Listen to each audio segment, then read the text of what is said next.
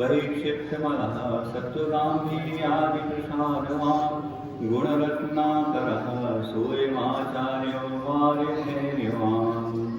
जय बोलिए 24 तीर्थंकर भगवंतों की जय। मूल नायक देवादिदेव श्री चिंतामणि पार्श्वनाथ भगवान की जय। संत श्रोमणी आचार्यवंश गुरुदेव विद्यासागर महामुनिराज की जय। परम पूज्य निर्यापक श्रवण श्री समय सागर जी महामुनिराज की जय। परम पूज्य मुनिवर श्री प्रशस्त सागर जी, मल्ली सागर जी, आनंद सागर जी महाराज की जय। समस्त मुनि संघ की जय। आचार्य संघ की जय। महाराज की जय। सिद्धांत चक्रवर्ती आचार्य वीर नंदी महाराज, उनके द्वारा आचार परमेश्वरी के लक्षणों का जो वर्णन किया, उस गाथा के माध्यम से यहाँ पर मंगलाचरण प्रस्तुत किया है। उसमें आचार परमेश्वरी के गुणों का वर्णन किया है। वह कैसे होते हैं, तो कहा है कि जो नवीन शिष्यों के अनुग्रह करने में, उनके संग्रह करने में कुशल होते हैं, ऐसे आचार परमेश्वरी होते हैं। फिर उन्होंने कहा रूढ़ा श्रुत चरित्रो, जो ज्ञान और ज्ञान से संपन्न होते हैं और चारित्र से संपन्न होते हैं और दूसरों को भी उसमें निष्णात बनाते हैं, ऐसे आचार परमेश्वरी होते हैं। फिर कहा है पंचविध आचार से जो स्वयं आचरण करते हैं और दूसरों को आचरण कराते हैं। ये 5 प्रकार के आचार, दर्शनाचार, ज्ञानाचार, चारित्राचार, वीर्याचार और तपाचार। और फिर कहा है वैक्षिप्त मना, जो कषाय आदि जितने भी आत्मा के मल हैं उनको बाहर फेंक देते हैं। और सत्व गांभीर्य आदि प्रसादवान, जो गंभीरता आदि अनंत बहुत सारे गुणों से युक्त होते हैं। प्रसादवान अर्थात प्रसन्नता से युक्त रहते हैं। जैसे अपने आचार्य महाराज हैं, हमेशा प्रसन्न रहते हैं। आप उनके सामने जाइए और उनके चेहरे को देख करके उनकी प्रसन्नता के माध्यम से सारी जनता प्रसन्न हो जाती है। और आचार्य श्री कहते हैं कि जो साधक है, यदि वो प्रसन्न रहता है, प्रतिक्षण वो प्रसन्न रहना सीख ले, तो प्रतिक्षण प्रसन्न रहने वाले उस व्यक्ति के असंख्यात गुणीकरण की निजरा प्रतिशमन होती रहती है उस प्रसन्नता के माध्यम से। तो ऐसे आचार्य महाराज प्रसन्न रहते हैं। हंसना अलग है और प्रसन्न रहना अलग है। तो आचार्य महाराज की प्रसन्नता के माध्यम से वो निरंतर अपनी कर्मों की निजरा करते हैं और सामने जो भी उनके दर्शन करता है उसकी भी कर्म निजरा में कारण बनते हैं। फिर उसमें कहा है गुण रत्नाकरः, जो गुणों के सागर होते हैं, ऐसे आचार्यवान जो महाराज होते हैं वो असीम धैर्य के धारी होते हैं। इस तरह से वीर नंदी महाराज के शब्दों में हमने आचार्य महाराज का गुणानुवाद करने की कोशिश की है, क्योंकि हमारे पास तो वो शब्द हैं नहीं। जैसे पूर्व महाराज ने भी बताया कि हम उनकी स्तुति वंदना कैसे कर सकते हैं, तो उसी प्रकार से हमने आचार्य वीर नंदी महाराज के शब्दों में उनकी स्तुति करने का प्रयास किया है। समंत भट्ट महाराज ने भी अनंतनाथ भगवान की स्तुति करते कहा है कि हे भगवान, आपकी स्तुति में आप भगवान इस तरह से हैं, भगवान आप उस तरह से हैं, ये मेरा मात्र प्रलाप है, मैं आपके बारे में कुछ भी बताने में शक्य नहीं हूँ। तो वो जो आचार्य भगवान समंत भट्ट महाराज ने अनंतनाथ भगवान की स्तुति करते हुए कहा, वही मेरे लिए आचार्य भगवान की स्तुति में भी लागू हो रहा है कि आचार्य भगवान ऐसे हैं, आचार्य भगवान वैसे हैं। ये तो हमारी बुद्धि का प्रलाप मात्र है, हम उनकी तह तक पहुंच नहीं सकते। वो कैसे हैं, तो वो तो अपने बुद्धिगम नहीं है।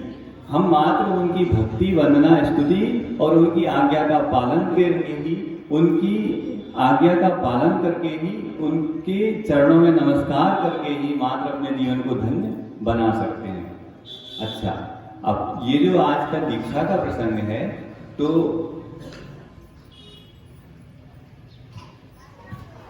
दीक्षा की आवश्यकता क्या, दीक्षा क्या है, ये महाराज श्री ने थोड़ा सा स्पष्ट किया है। फिर भी सबसे पहला प्रश्न होता है कि हम कौन हैं। ये तो दुनिया का सबसे बड़ा प्रश्न हो गया कि मैं कौन हूं। सारी बातें तो सब पूरी दुनिया में चलती रहेंगी, लेकिन मैं कौन हूं ये किसी को पता नहीं चलता।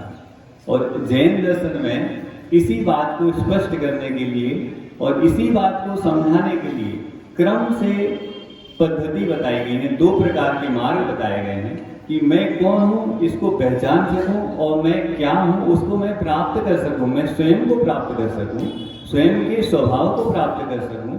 इसके लिए श्रावक और मुनि मार्ग 2 प्रकार के मार्ग बताए गए हैं। अब दीक्षा के माध्यम से क्या होता है? दीक्षा के माध्यम से आप पहले जब ये समझेंगे कि मैं कौन हूं तो आपको बड़ा आश्चर्य होगा, हमको बड़ा आश्चर्य होता है कि मैं तो ये सब कुछ हूं ही नहीं जो कुछ दिख रहा है, फिर मैं कौन हूं? बड़ा कठिन हो जाता है। तो मैं वह चैतन्य आत्म तत्व हूं जो ज्ञान दर्शन स्वभावी है। मेरा स्वभाव कैसा है? ज्ञान और दर्शन में ही है। तो बाकी ज्ञान और दर्शन के अलावा जितने भी राग, द्वेष, क्रोध, मान आदि हम तो उसी में लगे रहते हैं। फिर ये विभाव कहाँ से आया? ये कर्मों के माध्यम से आया। ये कर्म क्या होते हैं? ये पौद्गलिक कर्म जो हैं ये कहाँ से आ गए? हमारे आत्मा के साथ कैसे चिपक गए? तो ये जो हम राग, द्वेष आदि परिणाम करते हैं उसके माध्यम से ये कर्म जो है हमारे साथ एक में एक संबंध को प्राप्त हो जाते हैं और वो हमारे लिए ये सारी दुनिया में घुमाते रहते हैं। तो हम जिस जिस भाव में जन्म लेते हैं, जहाँ जहाँ जाते हैं, यहाँ इस भाव में भी जहाँ जहाँ जाते हैं, तो हम उसी उसी चीज में, उसी उसी पर्याय में अपने आप के अहंकार के माध्यम से एकत्व बुद्धि को धारण कर लेते हैं कि मैं यही हूँ, मैं ये समझ लेता हूँ। मैं समझता हूँ कि मैं मनुष्य हूँ। जो तिरंच गति में है वो समझता है कि वो तिरंच है। हम मनुष्य हैं, ये केवल पर्याय बुद्धि से हम समझ सकते हैं कि मैं मनुष्य हूं, लेकिन वास्तविकता में मैं क्या हूं? द्रव्य क्या है? मैं हूं कौन? तो मैं एक चैतन्य जीव द्रव्य हूं और मेरा स्वभाव क्या है? अनंत सुख का वेदन करना मेरा स्वभाव है। अब इस अनंत सुख, अभी तो हमें कोई सुख दिखाई नहीं दे रहा, ये सुख कहां से आएगा? तो ये सुख प्राप्त करने के लिए हमें इन जो हमने पुद्गल वर्णाओं से, जो कर्मों को हमने इन पुद्गल वर्णाओं को अपने आप के साथ जोड़ रखा है, उनसे पृथक होना पड़ेगा। ठीक है? तो ये शरीर भी जब हमारा नहीं है, हम मात्र शुद्ध चैतन्य आत्म द्रव्य हैं और हमारा वही स्वभाव है, तो हम उस स्वभाव को कैसे प्राप्त करें? तो उस स्वभाव को प्राप्त करने के लिए दीक्षा होती है। दीक्षा का सीधा सा अर्थ है कि इस संसार से और तो और इस शरीर से भी इस ममत्व को, जो हमारा ममत्व है, उसको मिट्टी में मिला देने का नाम दीक्षा है। आज आचार्य भगवंत की कृपा से इंदौर में जब रेवती रेंज में विराजमान थे वो, तो वही कोरोना का काल चल रहा था। पूज्य कैवल्य सागर जी और पूज्य औचित्य सागर जी शुल्लक महाराज यहाँ हैं। उनको आचार्य महाराज ने वहाँ उस समय ब्रह्मचारी अवस्था में संकेत किए कि आपको पूज्य बड़े महाराज जी के पास पहुँचना है। हमने पहले से वहाँ रेवती रेंज में 1-2 लोगों को बोल रखा था कि ऐसा कभी भी कुछ हो, ऐसा इसलिए बोल रखा था क्योंकि हमको एक स्वप्न पहले आया था 10-12 दिन पहले, कि उस स्वप्न का हमको मंदिर में जब बैठ करके मैं शांति से जाप कर रहा था, उसका अर्थ भी हमको भाषित हो गया बगैर कुछ प्रयास किए। तो हमको लगा कि आचार्य महाराज संघ में नए नए भाइयों को, नई उम्र के भाइयों को भेजने वाले हैं, ऐसा हमको भाषित हुआ। और वो जैसे ही भाषित हुआ उसके बाद स्वाध्याय का समय था, तो हमने स्वाध्याय में 25-30 लोग थे, उन सबके बीच में मैंने अपना भाव रख भी दिया कि ऐसा हमें लग रहा है कि आचार्य श्री जी कुछ ही समय में नए नए कम उम्र के भाइयों को संघ में भेजना शुरू करेंगे। तो सबने कहा कि आपको भी भेज देंगे, बहुत अच्छा है। हमने कहा हमारी उम्र तो ज़्यादा हो गई है। तो ऐसा सोच करके हम भी निराश हुए, क्योंकि हमको स्वप्न का जो फल था उसमें कम उम्र के भाइयों का हमको आभासन हुआ था। फिर जैसे ही दोनों भाइयों को भेजा तो मैंने कहा ये तो नई उम्र के हैं, ये तो ठीक है, ये भी थोड़े से नई उम्र के ही हैं, अब हमारा क्या होगा? हमारा क्या होगा वो तो ठीक है, हमें हमारा प्रयास करना चाहिए। इसलिए उस कोरोना काल में भी मैंने ड्राइवर किया और लेकर के चले गए, और शाम को आचार्य के चरणों में पहुंच गए तो अंदर जाने मिल नहीं रहा था। पूज्य सौम्य सागर जी ने कहा कि यहाँ क्यों आ गए? हमने कहा आचार्य जी के पास निवेदन करना है। किसने कहा तुमको यहाँ आने के लिए? मैंने कहा किसी ने नहीं कहा, मैं तो आ गया, हमको पता चला है ऐसा ऐसा हुआ है, 2 भाइयों को भेजा है। तो उन्होंने हमको कहा ठीक है देखते हैं। मैं शाम को भोजन करने चला गया, समय था 5:30 बजे थे, तो भोजन करने बैठे थे, उतने में कोई खबर आई कि आपको महाराज जी बुला रहे हैं। हम तुरंत चले गए, पूज्य महाराज जी ने हमको अंदर किया और सीधे आचार्य जी के सामने बिठा दिया। मैंने आचार्य जी को कहा कि भगवान मैं आपकी शरण में आ गया हूँ, बस एक लाइन बोल दी हमने और कुछ नहीं बोला। तो पूज्य सौम्य सागर महाराज जी थोड़ा तो वेट किया, फिर हमको कंधे पे हाथ से इशारा किया कि कुछ बोलो आगे। तो हमने कहा, हमने उनकी तरफ देख करके महाराज जी हमने बोल दिया। तो फिर उन्होंने फिर से कहा कुछ और तो बोलो और निवेदन करो। हमने आचार्य जी के सामने उनसे कह दिया कि नहीं महाराज जी हमको इतना ही निवेदन करना है, अब हमको और कुछ नहीं कहना है।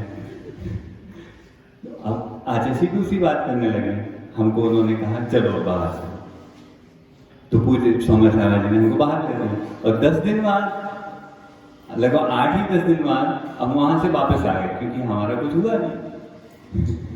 पूज्य सुदृढ़ सागर महाराज जी ये मानस भैया थे, तो इनको आचार्य जी ने भेज दिया। तो हमने जिनको पहले से खबर कर रखी थी कि मैंने कहा इन दोनों के बाद किसी को भी भेजा जाए हमको तुरंत बताना। तो हमको फिर तुरंत खबर आ गई कि देखो हमारे वो मानस भैया को बोल दिया आचार्य जी ने। हमने कहा अच्छा, उनको भी बोल दिया, मतलब अपना तो पत्ता कट गया, हम तो रिजेक्ट हो गए। हमने कहा फिर भी कोई बात नहीं, हमारा काम पुरुषार्थ करना है, हम फिर से जाएंगे। तो हमने तुरंत ड्राइवर बुलाया और फिर चले गए। दोबारा पहुंचे तो वहां सारे महाराज लोगों ने डांट लगाई कि इतने महामारी के काल में आपको किसने बुलाया, कैसे आ गए? आचार्य जी डांटेंगे आपको, आपको जब कुछ कहना होता तो आपको बता देते, आप बिना बुलाए क्यों आ गए? हमने कहा ठीक, हम डर गए। एक एक महाराज ने डांटा, जितने महाराज थे संग सब ने डांटा। हम डर गए और हम आचार्य जी के पास गए ही नहीं। आचार्य जी जब आचरण जा रहे थे तो मैं कोने में बैठा था, पास भी नहीं है।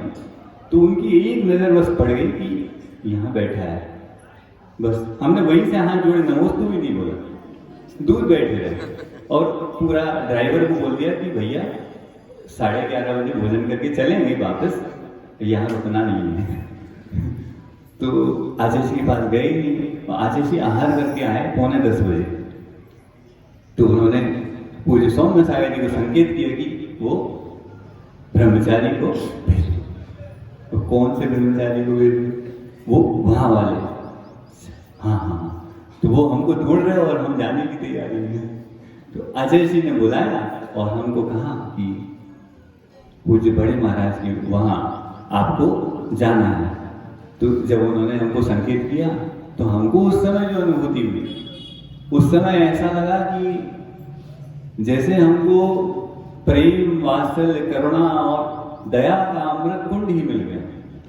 क्योंकि पूज्य बड़े महाराज के पास जाना या आचार्य महाराज के पास रहना, इसमें कोई अंतर ही नहीं समझ में आया। हमारी आंख से आंसू बहने लगे कि जो हम सोच रहे थे कि हमारा तो पत्ता कट गया है, हम तो मात्र आ जा रहे हैं, हम मात्र फड़फड़ा रहे हैं, एक्चुअली कुछ होना जाना नहीं है, ऐसा हम सोच चुके थे। और उसमें उन्होंने कह दिया कि हाँ आपको जाना है। तो मैंने कहा पूज्य बड़े महाराज जी के पास, पूज्य समय साहब जी, मतलब उन्होंने कंफर्म कर लिया कि हाँ उन्हीं के पास जाना है। और फिर उसके बाद बड़े महाराज जी के चरणों में जब आए तो यहाँ पर हमको वैसा ही प्रेम वात्सल्य जिसका हमको अनुमान भी नहीं था, कभी हम सोच भी नहीं सकते थे कि हमारा जीवन इतना व्यवस्थित हो सकेगा।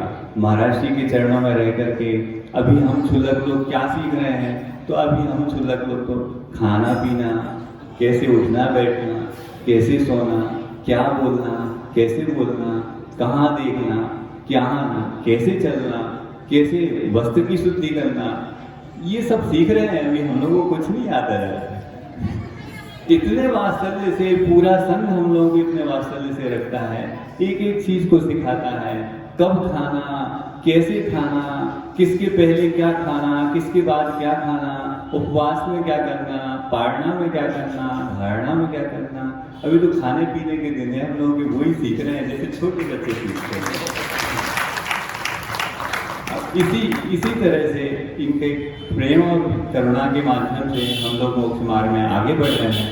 आगे इस दीक्षा दिवस के अवसर पर मैं पूज्य आचार्य भगवंत के चरणों में और बड़े महाराज जी के चरणों में, समस्त संघ के चरणों में, समस्त आचार्य संघ के चरणों में अपनी दीक्षा की भावना को प्रसिद्ध करता हूँ। सभी क्षुल्लक महाराज और भी जो नए क्षुल्लक महाराज दीक्षित हुए हैं सिरपुर में, उन सब की मुनि दीक्षा शीघ्रता से हो, यही भावना लगाता हूँ। और इस तरह से साधना करते हुए मैं अंत में जिस उद्देश्य को लेकर के दीक्षा ली जाती है, जो मैंने पहले ही बताया था कि इस शरीर से ममत्व को मिट्टी में मिला देने का नाम दीक्षा है। क्योंकि जब इस शरीर से ममत्व को मिटाएंगे तभी हम इससे ऊपर उठ सकते हैं और अपने शुद्ध आत्म स्वरूप को प्राप्त कर सकते हैं। इस तरह से मैं उस दीक्षा के माध्यम से दिगंबरी दीक्षा की भावना भाता हूँ। और हे भगवान, हे आचार्य भगवान, हे मुनिवर, अंत में मैं संलेखना को धारण करके इस मनुष्य भाव के उत्कृष्ट उत्तमार्थ को प्राप्त कर सकूं, यही भावना भाता हूँ। नमोस्तु नमोस्तु नमोस्तु।